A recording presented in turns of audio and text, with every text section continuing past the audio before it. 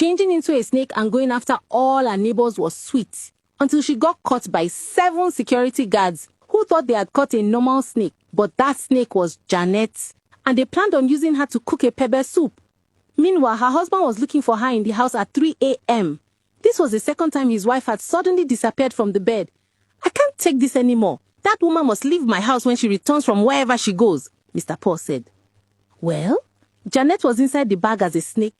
She knew she could not allow the security men to use her for the pepper soup, and time was running out. She remembered that if she didn't change back into a human before 6 o'clock, she would remain a snake forever. The men took the snake to their checkpoint and put the bag on the ground. They were talking, discussing, and laughing.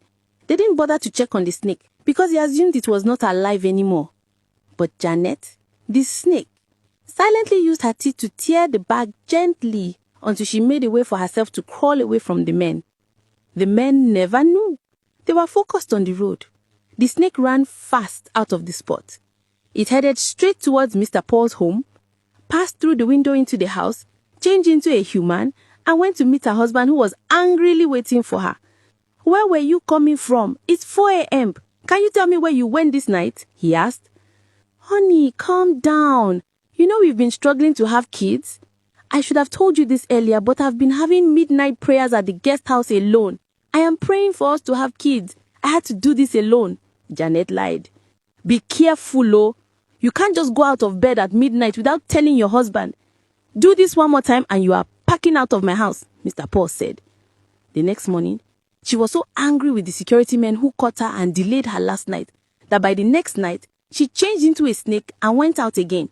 She finished all of them at their duty post and also went into 2 of her neighbors' homes, biting them until they passed away. She did all that because she was angry. Altogether, 2 neighbors and 7 security officers were confirmed gone by the next day by the community. This raised more fear among the other neighbors.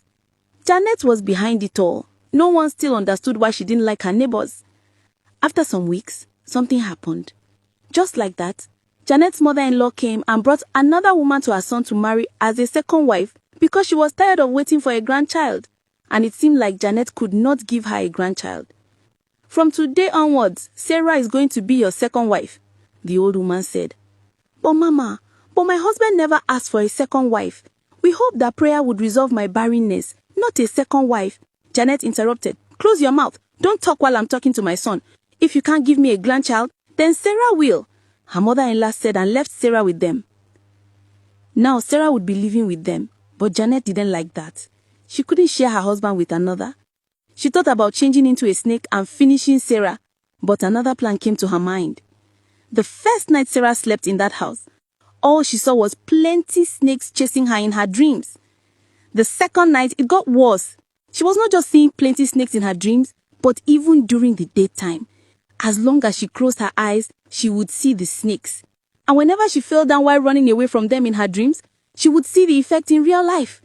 By this time, the house felt scary to her, and she just packed her bags and ran away without telling anyone her reasons. Meanwhile, it was Janet. She was the person who had invited her other snake friends and begged them to help her chase Sarah in her dreams. Yes, that's because Janet was not just a witch, but belonged to a snake group. She chased Sarah away instead of finishing her. Her real target was her neighbors, and she had a reason. But whoever tried her might become a target. Or her mother-in-law heard that Sarah, the new wife she brought for her son, had run away, and she thought it was Janet who quarreled with her.